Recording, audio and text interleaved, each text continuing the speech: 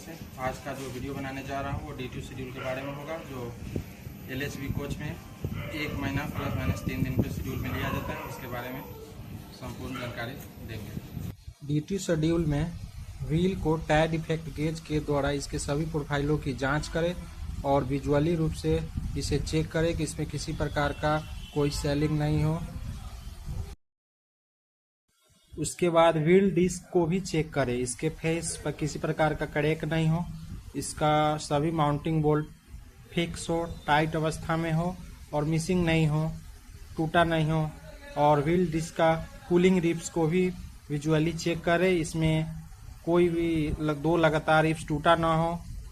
और break caliper को check करें और सुनिश्चित करें कि ब्रेक पैड और ब्रेक डिस्क के बीच 1 से 1.5 mm का गैप हो और ब्रेक कैलिपर के सभी पिन फ्री हैंड मूवमेंट हो, ये सुनिश्चित करें।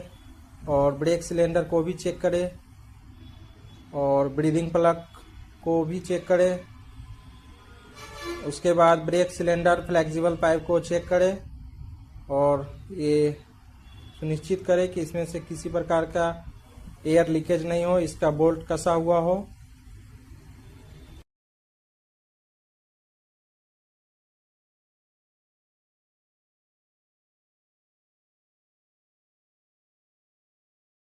उसके बाद एंटी रोल बार को विजुअली रूप से चेक करें, इसमें कोई टूटा नहीं हो, क्रैक नहीं हो, क्रोजन नहीं हो।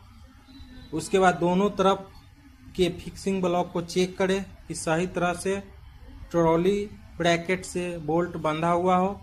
यदि कोई बोल्ट मिसिंग हो या लूज हो तो उसे टाइट करें या नया बोल्ट डालकर उसे टाइट करें और 170 न्यूटन मीटर से टॉर्क करें। अब anti roll bar fixing block एवं फोर्क के बीच का गैप चेक करें कि इसमें 2 से 3 mm से ज्यादा का गैप ना हो। अब एंटी रोल बार यूनिट को हिलाकर चेक करें, ये हिल तो नहीं रहा है। उसके बाद एंटी रोल बार लिंक को सभी बोल्ट को चेक करें, ये लूज नहीं हो, मिसिंग नहीं हो। यदि लूज हो तो इसे टाइट करें और इसमें 590 न्यूटन मीटर से टॉर्क करें। उसके बाद एंटी रोल बार के फिक्सिंग ब्लॉक में गन से ग्रीसिंग करें। उसके बाद लैटरल डंपर को विजुअली रूप से चेक करें, इसमें किसी प्रकार का लीकेज नहीं हो और इसका बोल्ट मिसिंग नहीं हो, लूज नहीं हो। और लूज होने पर इसे टाइट करें और 70 न्यूटन मीटर से लैटरल डैम्पर का बोल्ट को टॉर्क करें। ट्रैक्शन सेंटर को विजुअली रूप से चेक करें और ट्रैक्शन सेंटर में लगे हुए लॉकिंग प्लेट एवं 3 बोल्ट को चेक करें, ये मिसिंग नहीं हो। यदि मिसिंग हो तो नया बोल्ट डालें और 170 न्यूटन मीटर से टॉर्क करें और इसके लॉकिंग प्लेट को बेंड करें। उसके बाद ट्रैक्शन लिंक को चेक करें और इसके दोनों ओर के बोल्ट को चेक करें, ये मिसिंग नहीं हो या लूज नहीं हो। यदि मिसिंग हो तो नया बोल्ट डालें और टाइट करें। उसके बाद ट्रैक्शन रॉड को चेक करें और इसके सभी बोल्ट को चेक करें, ये लूज नहीं हो, मिसिंग नहीं हो। और ट्रैक्शन सेंटर में 2 प्रकार का जो क्लियरेंस है, लॉन्गिट्यूडनल बम्प स्टॉप क्लियरेंस, जिसका क्लियरेंस माप होता है 8 + 5 - 2 mm longitudinal bump stop clearance. और दूसरा क्लियरेंस होता है लैटरल बम्प स्टॉप क्लियरेंस, जो बॉगी के साइड की तरफ होता है। इसका क्लियरेंस माप होता है 25 ± 5 mm। ये सुनिश्चित करें। और बॉगी के अंदर के सभी फिटिंग्स को विजुअली चेक करें कि इसका कोई बोल्ट मिसिंग नहीं हो, लूज नहीं हो। सभी प्रकार के फिटिंग्स को अवश्य चेक करें। अंदर के साइड से एयर व्हीलों को चेक करें, इसमें किसी प्रकार का लीकेज नहीं हो। और एयर व्हीलों के नीचे का जो फिटिंग्स होता है उसके सभी बोल्ट को चेक करें, ये लूज नहीं हो, मिसिंग नहीं हो। यदि लूज हो तो इसे पुनः टाइट करें और फिक्स करें। बॉगी फ्रेम के अंदर सारे फ्लेक्सिबल पाइप और स्टील पाइप को चेक करें, इसमें किसी प्रकार का लीकेज नहीं हो, टूटा फटा नहीं हो। और सभी फिटिंग्स को चेक करें। सारे आइसोलेटिंग कॉक और डंप वाल को भी विजुअली रूप से चेक करें, इसमें किसी प्रकार का कोई दोष ना हो और आइसोलेटिंग कॉक फ्री मूवमेंट हो। उसके बाद सभी स्टील पाइप को चेक करेंगे। ब्रेक एक्सीलेटर, एयर टैंक, ये सभी का फिटिंग्स और पाइप को चेक करेंगे। इसका जो जॉइंट है उस बोल्ट को भी चेक करेंगे कि ये लूज नहीं हो, मिसिंग नहीं हो। कोच के दूसरे साइड लगे हॉज पाइप को चेक करें, इसमें किसी प्रकार का लीकेज नहीं हो और पाइप फटा नहीं हो, और इसके एंगल कॉक को भी चेक करें ये सही हो, और सीबीसी के अंदर के सभी पार्ट्स को विजुअली चेक करें। Tertiary pin, rotary lock assembly, ये सभी को चेक करें कि ये सही से फिटेड हो। और सीबीसी के जो पार्ट्स है सपोर्टिंग डिवाइस, उसके सभी स्प्रिंग, कॉइल स्प्रिंग और सपोर्टिंग डिवाइस का जो बोल्ट है उसे चेक करें कि ये टाइट हो। और फाल प्लेट को भी विजुअली चेक करें, इसमें फाल प्लेट टूटा नहीं हो और इसका बोल्ट मिसिंग नहीं हो, लूज नहीं हो। अब ऑपरेटिंग हैंडल को अच्छी तरह से साफ करें और ग्रीसिंग करें, और ये सुनिश्चित करें कि ऑपरेटिंग हैंडल सही तरह से ऑपरेट हो रहा हो और यह लॉकिंग अवस्था में हो। यदि नहीं हो तो इसे की के द्वारा लॉक करें। अब सीबीसी के स्टिफनर प्लेट की माप ले। इसका माप अल्ट्रासोनिक थिकनेस गेज के द्वारा लिया जाता है, और यह इस प्लेट पे 5 लोकेशन पे इसका माप लिया जाता है, सेंटर और चारों दिशाओं में, जिसका माप 6 mm से कम ना हो यह सुनिश्चित करें। यदि 6 mm से कम हो तो स्टिफनर प्लेट को चेंज करें। अब कोच के बाहर की साइड को विजुअली रूप से चेक करेंगे। इसमें लगे सभी हॉज पाइप, बायो टॉयलेट और बायो टॉयलेट में लगे सभी ब्रैकेट बोल्ट को चेक करें कि ये मिसिंग नहीं हो, लूज नहीं हो। लूज होने पर इसे टाइट करें, और बायो टॉयलेट की साफ सफाई हो ये सुनिश्चित करें, और बायो टॉयलेट में किसी प्रकार का कोई क्रोजन नहीं हो, ये साफ सफाई हो सुनिश्चित करें। फुट प्लेट को भी चेक करें, ये टूटा नहीं हो, इसका बोल्ट लूज नहीं हो, मिसिंग नहीं हो। ये WSP जंक्शन बॉक्स है, इसे भी चेक करें, और WSP जंक्शन बॉक्स में लगे ये चारों स्क्रू टाइट हो ये सुनिश्चित करें। प्राइमरी सस्पेंशन में लगे सभी बोल्ट की जांच करें, ये टाइट हो। और प्राइमरी सस्पेंशन में प्राइमरी वर्टिकल डैम्पर की जांच करें, इसमें लीकेज नहीं हो, इसका बोल्ट टाइट हो। और प्राइमरी वर्टिकल में डैम्पर में कोई क्रैक नहीं हो, और कंट्रोल आर्म लॉग और लॉक पिन के बीच एक सुनिश्चित माप हो। और प्राइमरी सस्पेंशन में प्राइमरी स्प्रिंग की जांच करें कि ये टूटा नहीं हो, क्रैक नहीं हो।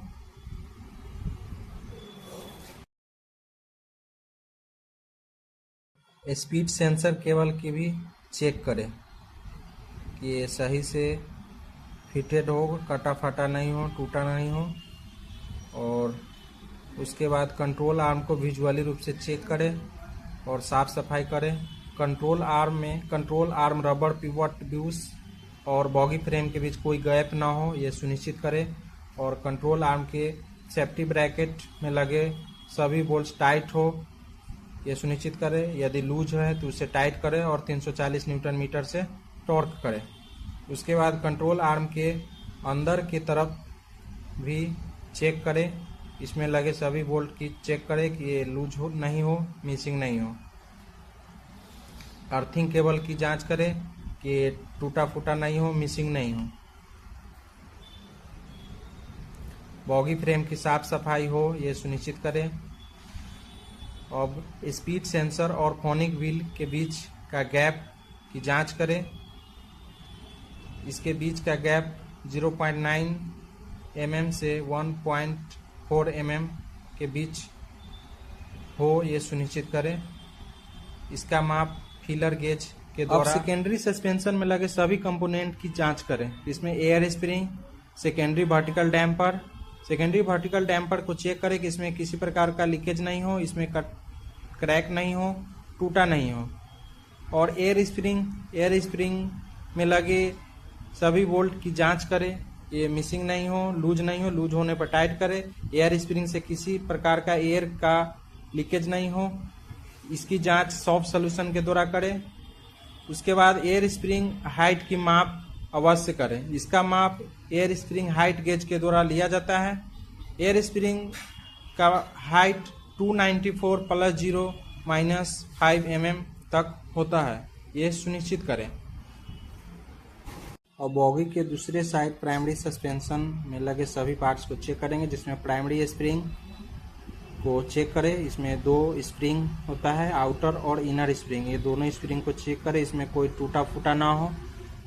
यदि स्प्रिंग टूटा हो तो स्प्रिंग को बदलें। और सभी इंडिकेटर को अच्छी तरह से साफ सफाई करें और ये सुनिश्चित करें कि यह सही प्रकार से कार्य कर रहा हो। उसके बाद डीवी पैनल को विजुअली चेक करें। उसके बाद सभी डीवी पैनल को अच्छी तरह से साफ सफाई करें। इसमें बाहरी पदार्थ को फंसा ना हो, उसे बाहर निकालें और सभी आइसोलेटिंग कॉक को फ्री करें। सभी डीवी पैनल के सभी पार्ट जैसे pressure switch, relay valve, DV, air filter, ये सभी की जांच करें और इसमें देखें कि किसी प्रकार का कोई दोष ना हो। सीआर टैंक, ये सभी पार्ट्स को चेक करें। डीवी पैनल में लगे सभी पाइप को भी चेक करें।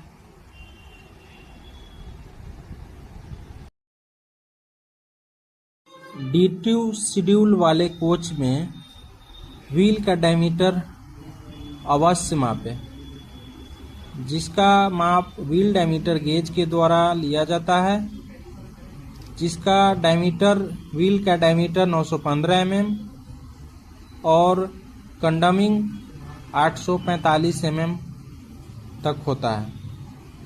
D2 शेड्यूल में सभी एक्सल बॉक्स में लगे माउंटिंग बोल्ट को टाइट करें और 170 न्यूटन मीटर से टॉर्क करें। उसके बाद मार्किंग करें। अब बीसी का प्रेशर गेज के द्वारा चेक करें, जिसका प्रेशर 3 kg/cm² होता है। इसे अवश्य चेक करें। D2 शेड्यूल में कोच का ब्रेक टेस्टिंग अवश्य करें। यदि गाड़ी कोच पीट लाइन पे हो तो रेक टेस्ट रिग के द्वारा टेस्टिंग करें और यदि सीक लाइन में हो तो सिंगल कार टेस्ट रिग के द्वारा टेस्टिंग करें।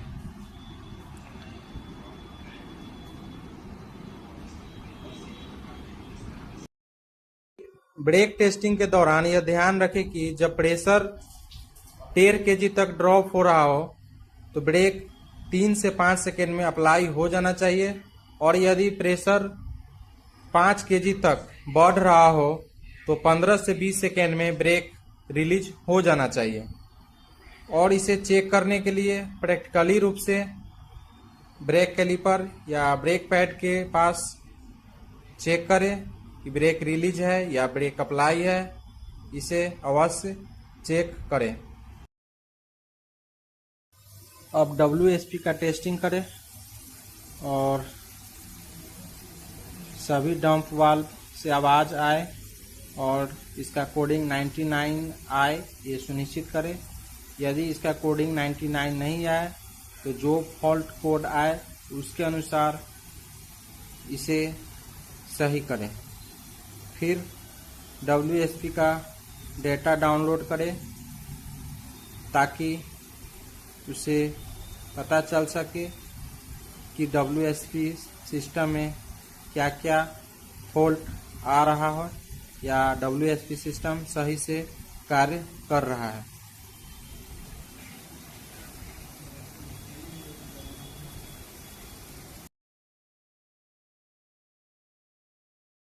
अब कोच के अंदर सभी पार्ट्स को अच्छी तरह से साफ सफाई करें। वायर ब्रश के द्वारा इसे साफ करें ताकि इसमें किसी प्रकार का कोई धूल, कण या क्रोजन नहीं हो या बाहरी पदार्थ कोई चिपका ना हो। अगर बाहरी पदार्थ हो तो उसे निकाल दे। और सभी isolating cock, dump valve, steel pipe, joint सभी को साफ सफाई करे। ब्रेक कैलिपर को भी साफ सफाई करे और ब्रीडिंग प्लग को खोलकर इसे साफ करे और इसे पुनः फिक्स करें। Fire detection and separation system को विजुअली रूप से चेक करें। इसमें लगे सभी पार्ट, सभी कंपोनेंट की जांच करें। Solenoid valve, nitrogen cylinder, water cylinder, ये सभी को चेक करें। हीट डिटेक्टर, स्मोक डिटेक्टर और पावर कार में लगे LHD केबल, ये सभी को चेक करें। इसमें किसी प्रकार का कोई फॉल्ट ना हो। उसके बाद FDSS बॉक्स को खोल करके इसके सभी अंदरूनी पार्ट्स को चेक करें और इसमें ब्लोअर पाइप के द्वारा इसके फिल्टर को साफ करें, पुनः इसे फिक्स करें।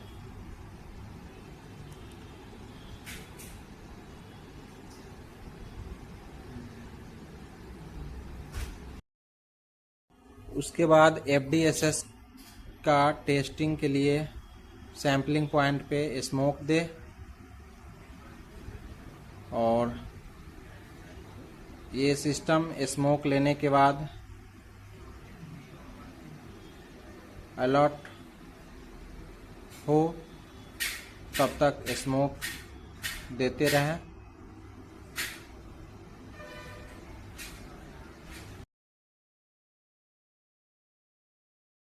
गाड़ी के रुक जाने के बाद ही दरवाजों का प्रयोग करें। Attention please, there is a suspected fire in this coach.